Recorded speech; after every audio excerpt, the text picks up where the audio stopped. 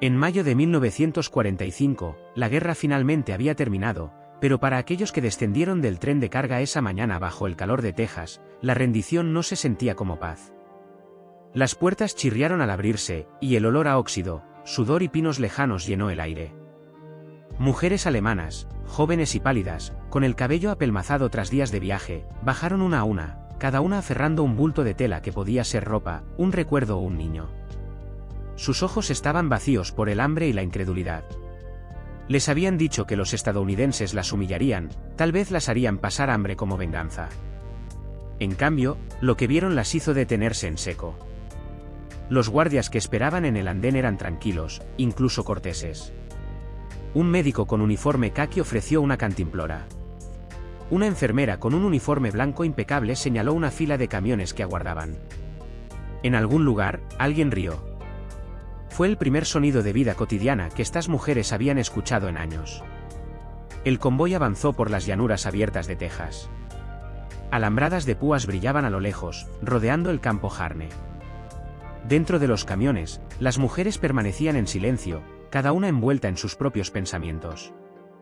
Algunas se tocaban el vientre instintivamente, unas hinchadas por el embarazo, otras planas pero con recuerdos. La guerra les había arrebatado todo, sus hogares, sus maridos, el futuro de sus hijos por nacer. Y, sin embargo, allí estaban, prisioneras de la nación que su gobierno les había enseñado a odiar. El viento arrastró polvo por el camino, cálido y seco como el sol estadounidense. Una mujer susurró con incredulidad: «Aquí huele a limpio». El campamento parecía más un pequeño pueblo que una prisión. Filas de barracones de madera se alineaban ordenadamente a lo largo de caminos de grava. Había jardines, incluso un pequeño teatro que alguna vez usaron oficiales alemanes. Los guardias no gritaban órdenes, hacían gestos, hablando en un inglés mesurado que la mayoría de las mujeres no entendían, pero que, de alguna manera, no temían. Cuando el camión se detuvo, un soldado saltó y extendió la mano para ayudarlas a bajar. Su uniforme llevaba el distintivo del Cuerpo Médico del Ejército de Estados Unidos. Habló suavemente: «Ahora están a salvo». Las palabras no tenían sentimentalismo, solo hechos. Era el tipo de decencia que desarmaba más eficazmente que cualquier arma. Dentro de la enfermería, el aire era fresco y ligeramente dulce con el olor antiséptico. Las camas estaban cubiertas con sábanas blancas y limpias, con la luz del sol derramándose sobre ellas a través de ventanas con mosquiteras. Para mujeres que habían dormido sobre paja junto a proyectiles de artillería o en ruinas bombardeadas, parecía imposible. Una mujer, de no más de 24 años, pasó la mano por la tela y comenzó a llorar en silencio. Otra, muy embarazada, miró con desconfianza. «¿Por qué?», preguntó en un inglés entrecortado. La enfermera a su lado sonrió levemente. «Porque necesitan descansar. Estas no eran prisioneras de guerra comunes. La mayoría de los hombres, más de 425,000, eran soldados enviados a campamentos estadounidenses tras ser capturados en Europa. Pero estas mujeres eran anomalías, civiles atrapadas en la rendición, algunas esposas de soldados, otras secretarias o enfermeras, unas pocas que habían huido de campos de trabajo y ahora eran clasificadas como cautivas misceláneas. Un puñado llevaba bebés nacidos durante la evacuación. Los registros del Departamento de Guerra apenas las mencionaban. Sin embargo, en este tranquilo campamento de Texas, el ejército estadounidense se enfrentó de repente a un dilema moral: ¿qué haces con prisioneras embarazadas de un enemigo derrotado? La pregunta pudo haber quedado en lo burocrático si no fuera por la innegable verdad humana frente a ellos. Una tarde, una enfermera del ejército llamada Evelyn Parker se encontró sosteniendo la muñeca de una mujer cuyo pulso latía como un pájaro atrapado. La mujer se llamaba Anneliese, de 26 años, de Bremen. Estaba embarazada de 7 meses y peligrosamente desnutrida. Parker escribió en su diario esa noche: «Intentó rechazar el agua, como si esperara veneno. Le dije: bebe. No es una trampa». Lloró y preguntó dónde estaba su esposo. No tenía respuesta. Fuera del campamento, los ecos de la guerra aún resonaban. Los periódicos proclamaban titulares de liberación y atrocidad. Las fotografías de Bergen-Belsen y Dachau horrorizaban al público estadounidense. Sin embargo, dentro de estas alambradas, la situación se invertía silenciosamente. El supuesto enemigo ahora dormía bajo la protección de la bandera estadounidense. Era una paradoja que inquietaba a ambos lados. Los guardias, en su mayoría jóvenes estadounidenses de granjas y ciudades, miraban a sus prisioneras con una compasión incómoda. Se parecían a mi hermana, recordó un soldado años después, solo que más delgadas. La comida se convirtió en el primer puente. Cada mañana, las mujeres hacían fila para recibir raciones, pan, huevos cocidos, café, a veces incluso mantequilla. Las comidas estaban estandarizadas, igualando la ingesta calórica de los soldados estadounidenses según lo exigía la Convención de Ginebra. Aún así, muchas mujeres dudaban en comer. Una enfermera informó que varias intentaban dar sus porciones a los guardias, asumiendo que era una prueba, pero el hambre y el agotamiento finalmente vencían. En pocos días, el color regresaba a sus rostros. Algunas comenzaron a hablar suavemente entre ellas, comparando recuerdos de hogar, nacimientos y pérdidas. Por la noche, cuando el campamento se silenciaba, los sonidos eran extraños, el susurro de las hojas, risas lejanas de los cuarteles de los guardias, un gramófono tocando un disco de Glenn Miller. Algunas mujeres permanecían despiertas, sus mentes divididas entre el miedo y la gratitud. América, susurró una, como si la palabra misma fuera una pregunta. En Alemania, la propaganda había pintado a los estadounidenses como monstruos. Sin embargo, aquí, los monstruos les habían dado mantas y jabón. Era una confusión demasiado grande para nombrar. Pasaron los días y con ellos vinieron cambios sutiles. Las mujeres comenzaron a caminar fuera de sus barracones, ayudándose unas a otras a lavar ropa o escribir cartas. A algunas se les permitió trabajar en las cocinas o jardines del campamento. Los guardias se acostumbraron a ellas, y de vez en cuando, un soldado se detenía para ofrecer un cigarrillo o una barra de chocolate, medio torpe, medio amable. Una enfermera recordó un momento que la descompuso por completo, una mujer alemana le ofreció una flor cultivada cerca de la alambrada, diciendo simplemente, por la paz. Pero bajo estos pequeños actos de misericordia, una tensión moral silenciosa se profundizaba. El ejército estadounidense estaba racionando la leche en todo el país. Los niños estadounidenses bebían sustitutos en polvo. Sin embargo, aquí, en lo profundo de Texas, los médicos debatían si solicitar lácteos y vitaminas adicionales para los hijos no nacidos de sus cautivas. Algunos oficiales argumentaban que era innecesario, otros insistían en que era un deber. No podemos ganar la guerra y perder nuestra humanidad, escribió un oficial médico en un memorando. El debate escaló por la cadena de mando y, finalmente, se resolvió a favor de la compasión. Esa decisión lo cambió todo. La mañana del 2 de junio, un camión militar llegó al campo Harne con cajas marcadas como suministros médicos, raciones para bebés. Las mujeres embarazadas fueron reunidas en la enfermería. La enfermera Parker empujó un carrito cubierto con botellas de vidrio llenas de líquido blanco. Comenzó a repartirlas una por una. Las mujeres miraban como si les estuviera ofreciendo un tesoro. Una finalmente preguntó, con la voz temblorosa, ¿para nuestros bebés? Parker asintió. Para sus bebés, dijo. Un silencio atónito llenó la sala antes de que comenzara el sonido del llanto nuevamente, suave, incrédulo, no por miedo esta vez, sino por algo casi olvidado, esperanza. Por primera vez desde la caída del Reich, estas mujeres se dieron cuenta de que no eran simplemente prisioneras. Eran seres humanos nuevamente, protegidas, alimentadas y cuidadas por aquellos a quienes habían llamado enemigos. Afuera, el viento de Texas llevaba el tenue aroma a polvo y flores silvestres a través de las alambradas. En algún lugar más allá, una locomotora silbó, llamando a otro convoy desde otro campo de batalla. La guerra había terminado, pero su ajuste de cuentas moral apenas comenzaba. Y dentro de ese tranquilo campamento, con botellas de leche alineadas como símbolos de una tregua tácita, una pregunta comenzó a perseguir tanto a captores como a cautivas: ¿hasta dónde debe llegar la misericordia cuando el enemigo ya no está armado, sino simplemente vivo? El sol se alzó cálido y blanco sobre el campo Harne, convirtiendo las alambradas en líneas de luz. Dentro de la enfermería, el día comenzaba con el ritmo mesurado de la misericordia en tiempos de guerra, enfermeras lavándose las manos, médicos contando dosis y el zumbido de las unidades de refrigeración preservando la poca penicilina que le quedaba al ejército. Botellas de leche, leche real, no en polvo, estaban alineadas como una promesa silenciosa. Cada mañana, la enfermera Evelyn Parker revisaba el registro de raciones y meneaba la cabeza ante los números. «Es más de lo que dan a las escuelas locales», murmuró. Sin embargo, seguía las órdenes, llenando botellas una por una porque el mando había tomado su decisión: los no nacidos serían tratados como vidas protegidas, sin excepciones. Para los de afuera, parecía una locura. Estados Unidos acababa de perder a más de 400,000 de sus propios soldados. Al otro lado del Atlántico, Europa era escombros y hambruna.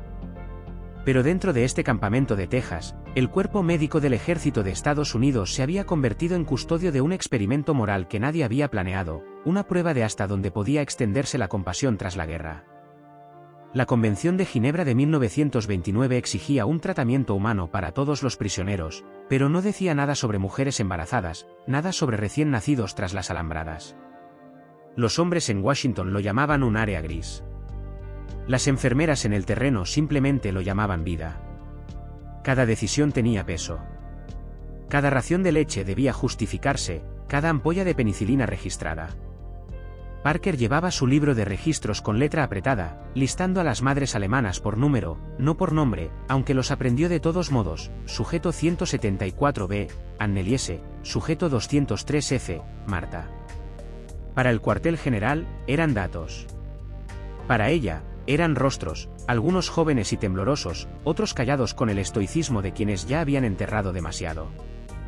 A finales de junio, los embarazos avanzaban. El personal médico del campamento convirtió un barracón en una sala de maternidad improvisada. Colgaron cortinas para dar privacidad, construyeron cunas de madera con restos de lámber y pintaron las paredes de un amarillo pálido. Era el tipo de detalle que nadie incluiría en un informe militar, pero importaba. Cuando nació el primer hijo, una niña, los guardias afuera se detuvieron a escuchar. El llanto era débil, sorprendido, vivo. Parker envolvió al bebé en una manta de la Cruz Roja Americana y susurró: «Bienvenida al lado ganador». Era una broma, pero su voz tembló. Los rumores de estos nacimientos comenzaron a circular por el sistema de campamentos. Algunos oficiales lo llamaron el problema de los bebés. Otros lo veían como una tranquila victoria del principio estadounidense. El teniente coronel Harris, comandante del campamento, escribió a su superior: «Estamos produciendo vida bajo condiciones de derrota. Creo que esto será la medida de lo que separa la civilización de la venganza». Sus palabras circularon por la red del ejército, medio admiradas, medio burladas. Un intendente respondió: «Según se dice, no puedes alimentar a los contribuyentes con compasión». Las mujeres, por su parte, vivían en una extraña dualidad, agradecidas por la seguridad, pero atormentadas por la vergüenza. Ser cuidadas por el enemigo era una humillación que no podían reconciliar. Algunas se negaban a aprender inglés. Otras comenzaron a imitar los modales de las enfermeras, sus gestos tranquilos y su humor suave. Anneliese, cuyo hijo nacería en julio, se sentaba junto a la ventana, trazando su vientre con las yemas de los dedos, escuchando música country estadounidense en la radio. Una vez le preguntó a Parker: «¿Tu gente nos odia?». Parker hizo una pausa antes de responder: «No todos. Algunos simplemente no saben qué sentir ya». Fuera del campamento, el público estadounidense era menos indulgente. Los periódicos locales publicaban historias de mujeres enemigas recibiendo raciones de lujo. Llegaban cartas a las oficinas militares, agricultores enfadados preguntando por qué los bebés alemanes bebían leche estadounidense mientras sus propias familias racionaban azúcar. El Departamento de Guerra emitió una declaración escueta: la ayuda humanitaria era una cuestión de derecho internacional. Pero la verdad era más profunda. No se trataba solo de legalidad, era identidad. Estados Unidos necesitaba probar, incluso a sí mismo, que la victoria no había costado su alma. La tensión se filtró hasta las enfermeras. Una noche, durante la cena, Parker escuchó a dos médicos discutiendo en voz baja. ¿Por qué desperdiciar suministros en ellas? Volverán a casa y criarán pequeños nazis. El otro negó con la cabeza. Tal vez recordarán esto. Ese intercambio se quedó con ella. No se trataba solo de leche o medicinas, era sobre quiénes serían después de la guerra, a ambos lados de la alambrada. Cada nacimiento parecía reforzar la pregunta. Cuando el bebé de Marta llegó temprano, el doctor temió lo peor. Los suministros eran escasos, el bebé demasiado pequeño. Parker pasó la noche en vela, goteando leche con una cuchara en la boca del niño, negándose a dejarlo desvanecer. Al amanecer, el bebé tomó una respiración constante y comenzó a llorar. Toda la enfermería suspiró. Más tarde, cuando registró el evento en su libro, Parker dudó antes de escribir el detalle final: bebé sobrevivió. Lo subrayó 2 veces. En los días siguientes, la sala de maternidad se convirtió en un lugar de milagros inquietos. Enfermeras estadounidenses y madres alemanas coexistían en una especie de paz frágil, sin política, sin órdenes, solo el ritmo de alimentar, limpiar, respirar. Las mujeres comenzaron a reír de nuevo, tímidamente al principio, luego libremente. Algunos guardias traían pequeños regalos, manzanas, jabón, revistas. Había un entendimiento tácito de que, dentro de esos muros, la guerra había perdido brevemente su autoridad. Aún así, la contradicción carcomía a todos.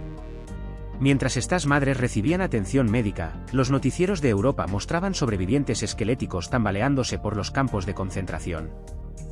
La misericordia en un campamento coexistía con el horror en otro. La ironía era casi insoportable.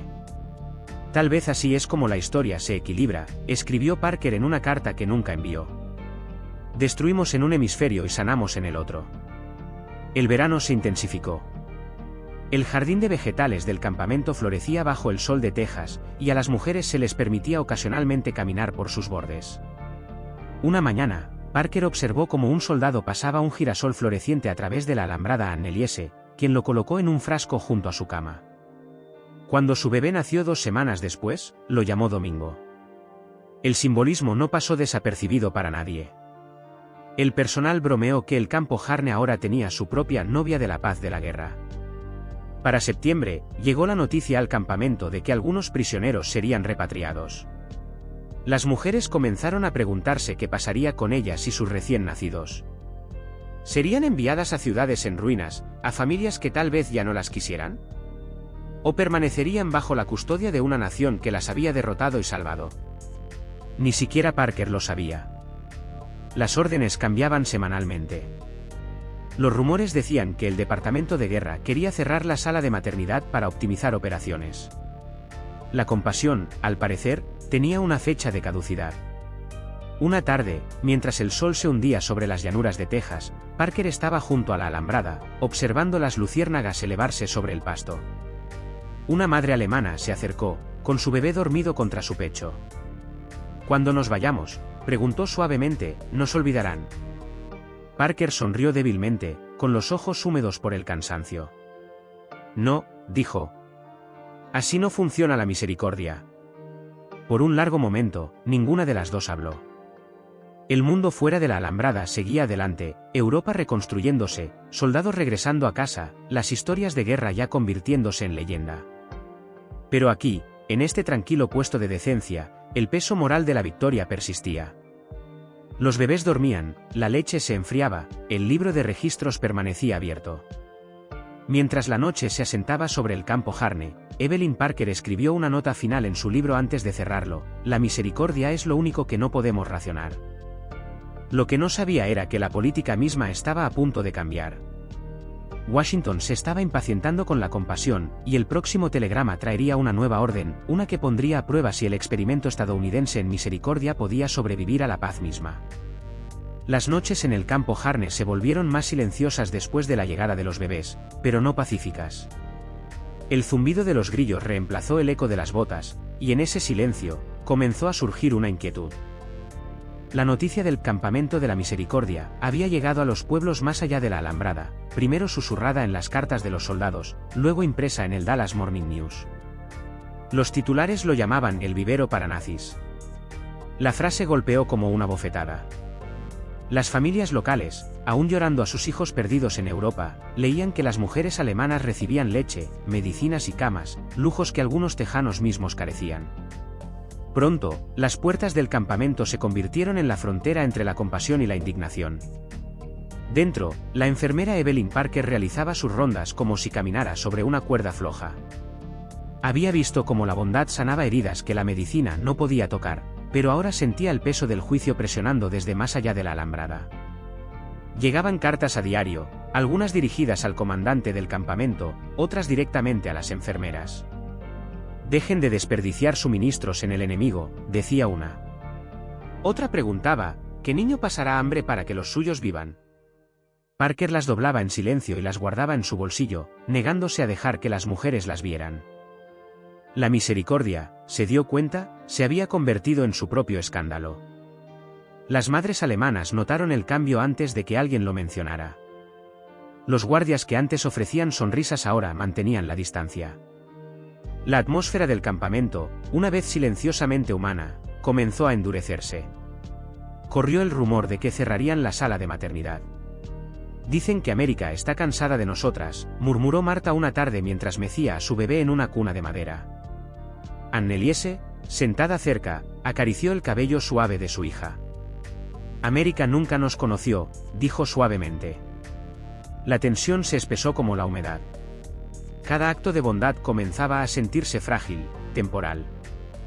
Los suministros disminuían a medida que los envíos se redirigían a los esfuerzos de reconstrucción en Europa. El camión de leche llegaba tarde, luego dejó de llegar. Cuando Parker preguntó, el intendente se encogió de hombros. «Órdenes», dijo. «Deben sustituir con raciones». La fórmula en polvo reemplazó a la leche fresca. Las mujeres hacían muecas por el sabor, pero no decían nada. La gratitud, antes dada libremente, se convirtió en una resistencia silenciosa. Más allá de la alambrada, el resentimiento crecía más fuerte. Una reunión en el pueblo de Harne se tornó hostil cuando un periodista mencionó que los bebés de prisioneros recibían penicilina estadounidense. «Mi hijo murió en Italia esperando esa cosa», gritó un hombre. «Ahora se la damos a los alemanes». Otra mujer se puso de pie, con la voz temblorosa. «Tal vez Dios quiere que seamos mejores que aquello contra lo que luchamos». La sala quedó en un silencio incómodo, pero sus palabras no llegaron al periódico. Los titulares favorecían la ira, vendía mejor. Dentro del campamento, los guardias comenzaron a susurrar entre ellos. Eran jóvenes, apenas hombres, y la guerra los había dejado desilusionados. Una noche, Parker escuchó a dos de ellos cerca de los escalones de la enfermería. «¿Nunca piensas que las estamos mimando?», preguntó uno. El otro dudó. «Tal vez, pero es extraño verlas así. Lloran igual que nuestras mujeres». Parker salió a la luz deliberadamente, haciendo notar su presencia. «Eso es porque el dolor no lleva uniforme», dijo. Los soldados se pusieron rígidos, luego asintieron, avergonzados. Aún así, la marea estaba cambiando. Las nuevas directivas del ejército llegaron codificadas en un lenguaje burocrático, optimización de recursos, desmovilización posconflicto. Pero para Parker, solo significaban una cosa, menos misericordia. Uno por uno, los privilegios desaparecieron. Las cortinas de la sala de maternidad fueron retiradas. Se reanudaron los detalles de trabajo para las madres capaces de laborar. El aire de compasión silenciosa fue reemplazado por el zumbido de las regulaciones. Las mujeres alemanas sintieron el cambio en sus huesos. Alguna vez fueron prisioneras de guerra, ahora eran prisioneras del resentimiento. Anneliese comenzó a llevar un diario, garabateando en trozos de papel arrancados de cajas de raciones. «Nos dieron esperanza y ahora nos la quitan», escribió. «Tal vez la misericordia es solo otra arma. Te la dan hasta que duele».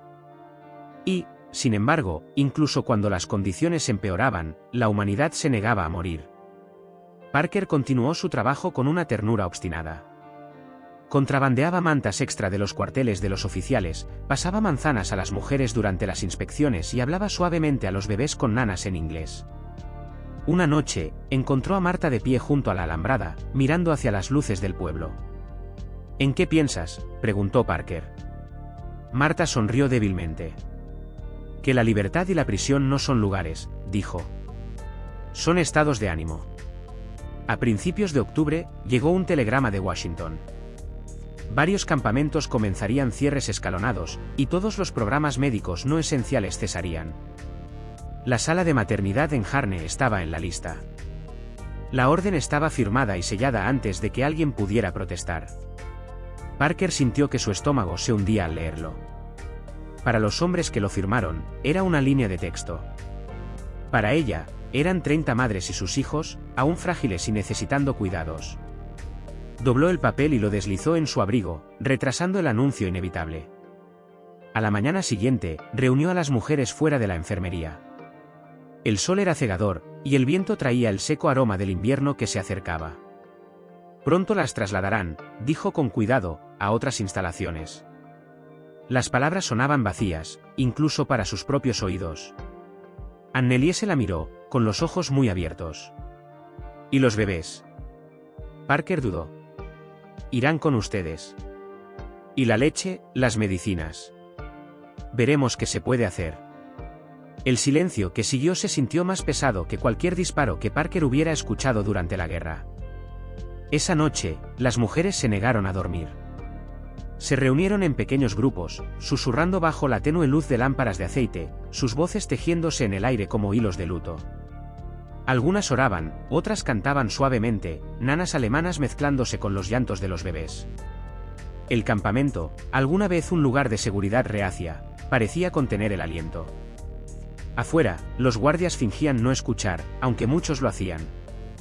Un soldado dijo más tarde que sonaba como una iglesia al fin del mundo. Al amanecer, Parker caminó a lo largo de la alambrada. Observó a las mujeres empacando lo poco que poseían, mantas, ropa de bebé cosida a mano, las botellas que alguna vez parecieron eternas. El primer camión esperaba cerca de la puerta. Un soldado se acercó con el manifiesto de traslado. «Órdenes del cuartel general», dijo en voz baja. «Estarán fuera al mediodía». Ella asintió, incapaz de hablar. Mientras regresaba hacia la enfermería, notó a Anneliese de pie junto a la alambrada, sosteniendo a su hija cerca. «Dijiste que la misericordia no termina», dijo. Era una mentira. Parker sostuvo su mirada, sin palabras. A su alrededor, el campamento estaba vivo con movimiento, soldados gritando, motores arrancando, bebés llorando. Pero en ese instante, todo se detuvo. «Tal vez no termina», dijo Parker finalmente. «Tal vez solo se mueve». Anneliese asintió lentamente, entendiendo lo que Parker no podía decir en voz alta, que la misericordia se había convertido en una viajera, dejando un campamento para buscar otro. Mientras los camiones se alejaban, el polvo se alzó alto, velando las figuras que partían como fantasmas de la historia misma. Parker permaneció en la puerta hasta que desaparecieron. Detrás de ella, las cunas vacías brillaban débilmente bajo la luz del sol, alineadas como preguntas sin respuesta. Esa noche, cuando se archivó la copia del telegrama, un oficial añadió una nota en cursiva ordenada al pie de la página: «Sala de maternidad cerrada con éxito». No se registraron más nacimientos. Pero el libro de registros en el cajón de Parker contaba otra historia. Junto a la última entrada, Anneliese, hijo varón, había escrito una última línea antes de que la tinta se secara: «La misericordia, una vez dada, no puede ser retirada». Afuera, el primer frío de noviembre se deslizó por las llanuras, y en el viento que sacudía las alambradas, casi parecía un susurro, un recordatorio de que la compasión, una vez pronunciada en voz alta, se niega a permanecer en silencio. El invierno llegó temprano ese año, presionando su aliento contra las paredes de madera del campo Harne. La guerra había terminado hacía tiempo, pero el silencio del campamento se sentía más pesado que cuando los cañones aún hablaban. La sala de maternidad estaba ahora abandonada, con las camas desnudas, las cortinas retiradas, las cunas vacías. El polvo se acumulaba donde la vida alguna vez había gritado en pequeños jadeos. La enfermera Evelyn Parker caminaba por la sala cada mañana antes del amanecer, un hábito que no podía romper. Trazaba sus dedos sobre el marco de la ventana, miraba la huella fantasmal de donde alguna vez estuvieron alineadas las botellas y escuchaba el silencio. Los bebés se habían ido, sus madres trasladadas. El experimento en misericordia concluido. Solo quedaba el papeleo, sellado y archivado, prueba de que Estados Unidos había extendido humanidad a sus antiguos enemigos y luego la había retirado cortésmente. Aún así, algo persistía. Comenzaron a llegar cartas desde Europa, contrabandeadas a través de canales de la Cruz Roja. Estaban escritas en una caligrafía alemana temblorosa, firmadas con nombres que Parker ahora sabía de memoria: «Llegamos a salvo. Bremen es escombros. Mi hijo está creciendo. Ella tiene ojos azules como el cielo sobre su campamento». Otra decía: «Llaman a mi hijo el americano». Les digo que nació bajo la misericordia, no bajo banderas. Parker leía cada una en su escritorio y las doblaba cuidadosamente en una caja de lata, como si preservara una verdad frágil que ningún gobierno podía archivar. Afuera, el campo Harne también estaba cambiando. Las alambradas de púa se desmantelaban, las torres de guardia se derribaban para chatarra. Los camiones se llevaban los carteles de madera que alguna vez marcaron área de prisioneros. Los soldados, ansiosos por volver a casa, trataban el desmantelamiento como un ritual de despedida, golpeando tablones con martillos, riendo como si quisieran borrar lo que el lugar había significado. Pero para Parker, cada tabla removida era como una página arrancada de un libro antes de que estuviera terminado. El teniente coronel Harris regresó de una reunión en Washington con la noticia de que el campamento cerraría por completo en primavera. «Quieren que se olvide», dijo en voz baja. La guerra terminó, y la misericordia no vende titulares. Parker lo miró, cansada pero desafiante. «No puedes borrar lo que pasó aquí». Harris suspiró. «No, pero la historia es selectiva. Guarda lo que la halaga». En la víspera de Navidad, Parker caminó sola por los restos del campamento. El viento de Texas era cortante, con un leve olor a cedro y humo. En la distancia, los habitantes del pueblo cantaban villancicos, sus voces llevadas por el mismo viento que alguna vez susurró entre las filas de barracones. Se detuvo junto al asta de la bandera, donde las estrellas y las barras colgaban inmóviles en el aire quieto. Bajo ella, imaginó los rostros de aquellas mujeres, su incredulidad, su gratitud, su tranquila dignidad. Le impactó que sus hijos habían entrado al mundo bajo esta bandera, no como ciudadanos, sino como recordatorios, símbolos de cómo se veía la misericordia cuando se pintaba en rojo, blanco y azul. Semanas después, Parker recibió órdenes de presentarse en otra instalación cerca de San Antonio. Empacó lentamente, reacia a dejar atrás el fantasma de su puesto. Antes de cerrar su escritorio, sacó la caja de lata con las cartas una última vez. Dudó, luego la deslizó en su maleta. Algunas verdades, decidió, pertenecían a los vivos. El viaje en tren hacia el sur pasó por un país abierto, millas de pasto dorado y cielos vacíos. Al otro lado del pasillo, un soldado que regresaba de Japón roncaba contra la ventana. Parker observaba el paisaje pasar, pensando en Anneliese y Marta, en el silencioso coraje que requería acunar a un recién nacido en una tierra extraña. Se preguntaba si los bebés, ahora de casi un año, recordarían algún rastro de esa luz del sol filtrada por las ventanas de los barracones, o el olor a pino, jabón y sábanas de algodón. Probablemente no, pero tal vez el recuerdo vivía en otro lugar, en las madres, o quizás en ella misma. En su nuevo puesto, Parker se encontró asignada a esfuerzos de repatriación civil.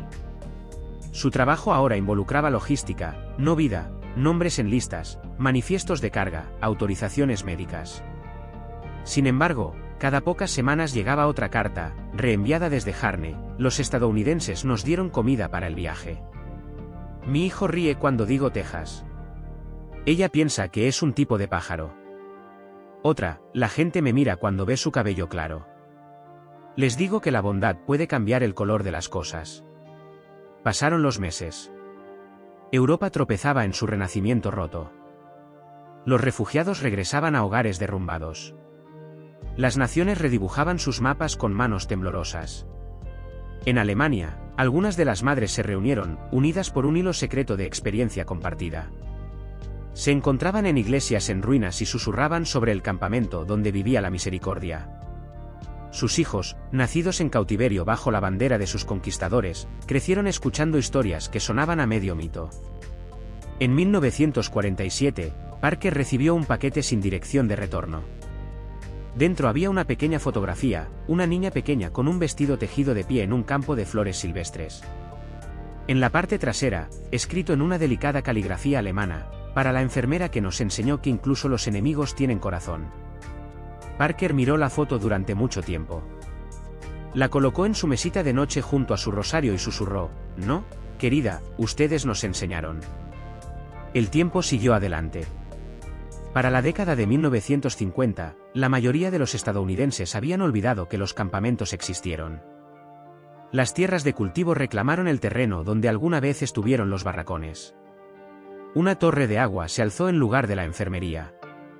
Pero de vez en cuando los niños locales cavaban en la tierra, encontraban algo, una cuchara vieja, un botón, un fragmento de vidrio grabado con la tenue marca de la Cruz Roja, artefactos de una bondad invisible. Años después, Parker regresó a Harne por capricho. Era mayor ahora, con el cabello gris y las manos temblorosas.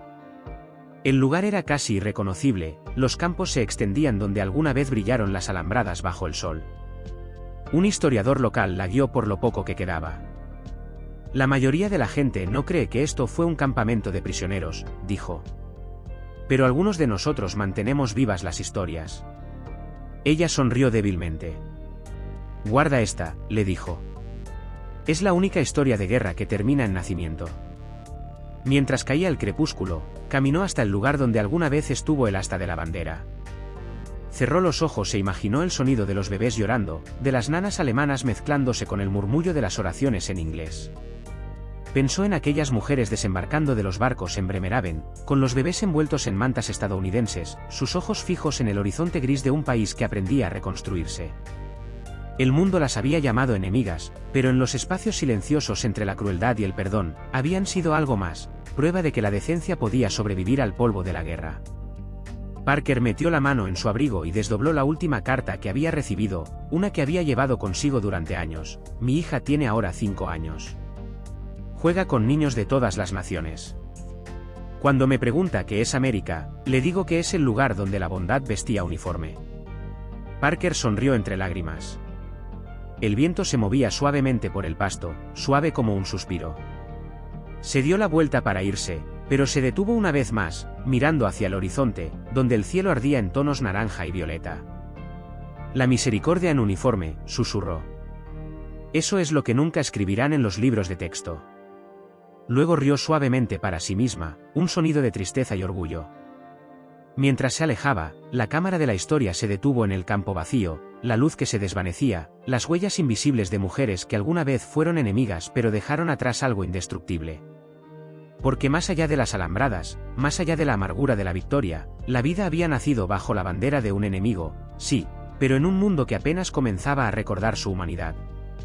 Y en algún lugar al otro lado de un océano, una pequeña niña llamada Domingo levantó la vista al mismo cielo y le preguntó a su madre una pregunta que resonó a través del tiempo: Mamá, ¿de qué color es la bondad?